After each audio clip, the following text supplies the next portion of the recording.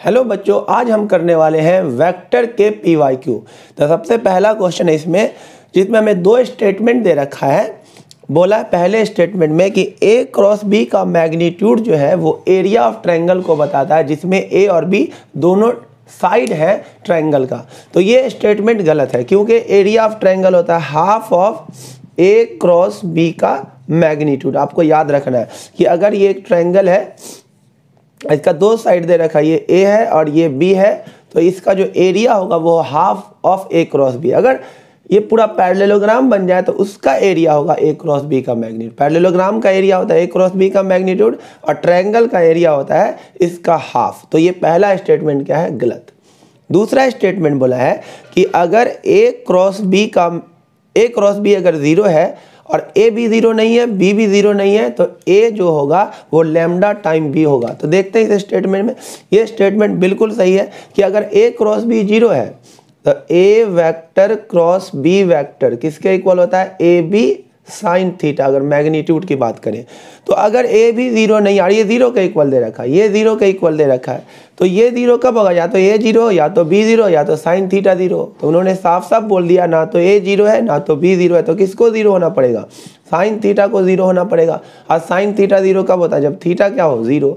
और थीटा का 0 होना मतलब दोनों वेक्टर क्या होगा, पैरेलल होगा। दोनों वेक्टर क्या होगा, पैरेलल। थीटा का 0 मतलब दोनों वेक्टर क्या है, सेम ही डायरेक्शन में है, यानी दोनों वेक्टर क्या है, पैरेलल। और एक वेक्टर दूसरे के पैरेलल होता है तो उसे हम लिख सकते हैं ए वेक्टर इज इक्वल टू कोई कांस्टेंट टाइम दैट वेक्टर। तो ये सेकेंड स्टेटमेंट बिल्कुल सही है, ओनली 2 इज करेक्ट। अब नेक्स्ट क्वेश्चन देखो बच्चों, हमारे पास है A वेक्टर B वेक्टर दोनों यूनिट वेक्टर है, थीटा उसके बीच का एंगल है, तो साइन स्क्वायर थीटा बाई 2 की वैल्यू क्या होगी, ये आपके पास ऑप्शन दे रखा है। तो अब देखिए हमें क्या करना है, इसमें सिंपली क्या करना है, A vector minus B vector का स्क्वायर कर देते हैं। इसका स्क्वायर कर देते हैं तो क्या हो जाएगा, A का स्क्वायर प्लस B का square minus 2A vector dot B vector. Unit vector है तो मैग्नीट्यूड कितना होगा, 1, 1 प्लस 1 कितना हो जाएगा, 2 माइनस 2। A डॉट B को क्या लिखेंगे, AB कॉस थीटा 2 माइनस, दोनों यूनिट वेक्टर का मैग्नीट्यूड 1, अगेन क्या आ जाएगा, only 2 cos theta. Then common ले लेंगे 2, क्या आ जाएगा, 1 माइनस कॉस थीटा। अब 1 माइनस कॉस थीटा का हाफ एंगल फॉर्मूला लगा देंगे, which is 2 sine square theta by 2। तो यहाँ पर मैं इसकी वैल्यू निकली है A vector minus B vector का मैग्नीट्यूड का स्क्वायर। और जब इसका अंडर रूट लेंगे तो हमारे पास क्या मिल जाएगा, अंडर रूट नहीं लेना, हमें सिर्फ इसी की वैल्यू निकालनी है, साइन स्क्वायर थीटा बाई 2 की। तो साइन स्क्वायर थीटा बाई 2 की वैल्यू क्या आ जाएगी, ये 4 चला जाएगा अपॉन में, यहाँ पे 4 आ जाएगा, ये 2 2 जा 4। तो कौन सा ऑप्शन हो जाएगा, ये हो जाएगा ऑप्शन सेकेंड।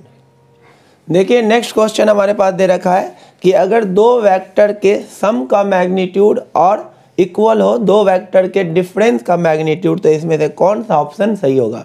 तो हम सिंपली क्या कर सकते हैं, देखिए हमारे पास ये दे रखा और इसमें प्रूफ करते हैं, हम क्या करते हैं, स्क्वायरिंग बोथ साइड कर देते हैं, स्क्वायरिंग बोथ साइड। सिंपली हमें क्या कर देना है, स्क्वायरिंग बोथ साइड कर देना। तो ये क्या हो जाएगा, A के मैग्नीट्यूड का स्क्वायर प्लस B के मैग्नीट्यूड का square plus 2A vector dot B vector. Simply इधर भी आ जाएगा, A के मैग्नीट्यूड का स्क्वायर प्लस B के मैग्नीट्यूड का square minus 2A vector dot B vector. ये दोनों इससे क्या हो जाएगा, कैंसिल आउट हो जाएगा, ये इधर आ जाएगा, तो ये हो जाएगा 4A vector dot B vector is equal to 0। तो A vector dot B vector is equal to क्या हो जाएगा, 0। जब दो वेक्टर का डॉट प्रोडक्ट 0 होता है तो दोनों वेक्टर क्या होता है, एक दूसरे के परपेंडिकुलर। First option correct.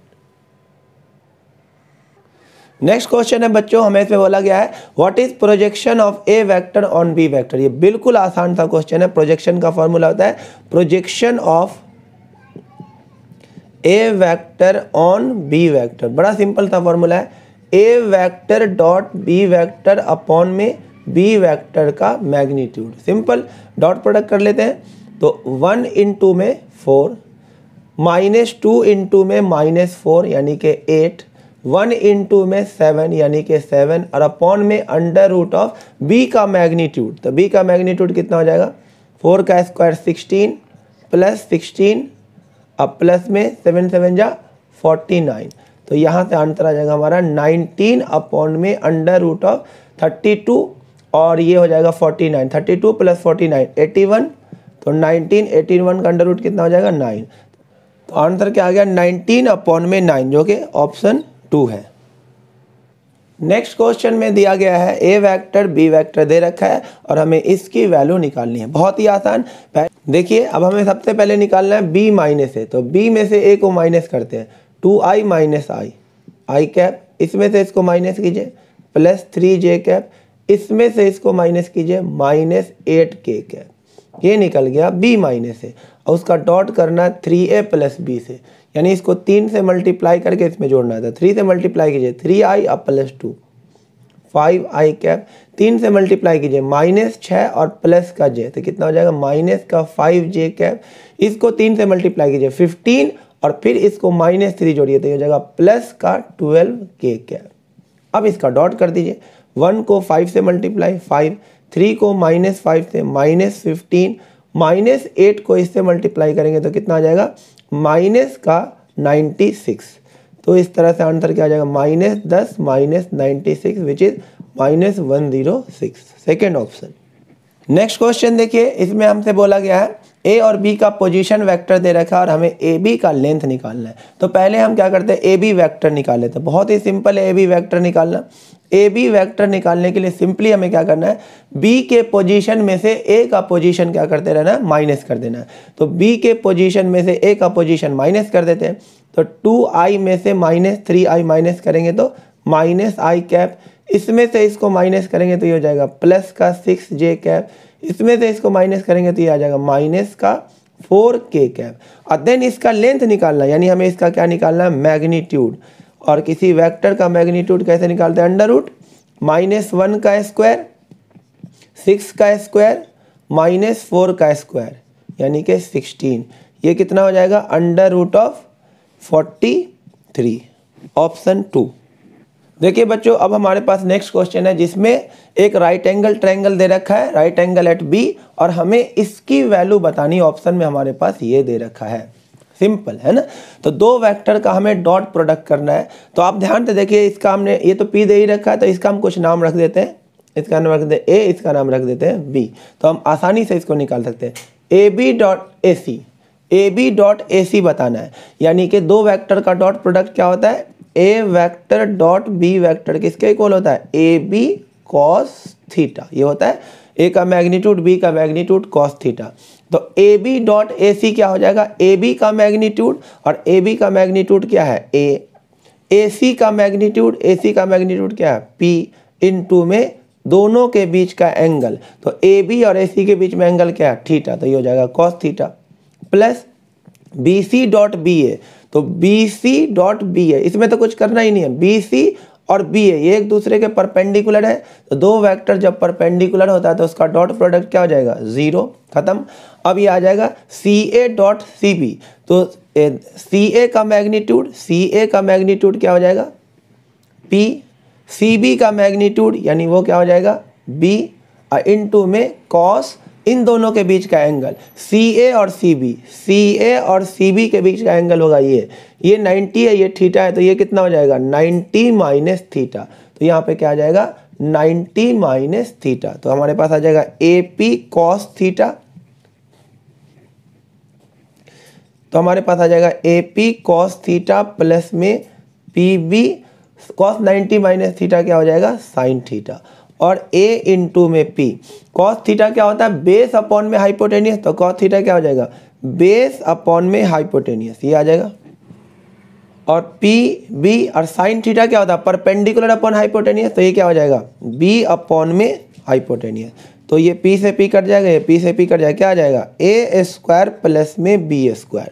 और पाइथागोरस क्या बोलता है base square plus perpendicular square किसके इक्वल होगा हाइपोटेनियस का स्क्वायर, तो हमारा आंसर क्या आ जाएगा बोलिए पी स्क्वायर।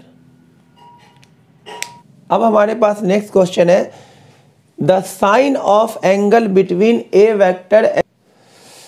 देखिए अब हमारे पास नेक्स्ट क्वेश्चन है, निकालना है हमें the sine of angle between A vector and B vector, यानी कि हमें साइन थीटा निकालना है। हमें क्या निकालना है साइन थीटा, यानी इन दोनों के बीच के एंगल का साइन थीटा निकालना है। तो पहले तो हम निकाल लेते हैं जो हमारे पास फॉर्मूला है, A vector dot B vector is equal to A B cos theta. तो हम जल्दी से पहले कॉस थीटा निकाल लेते हैं।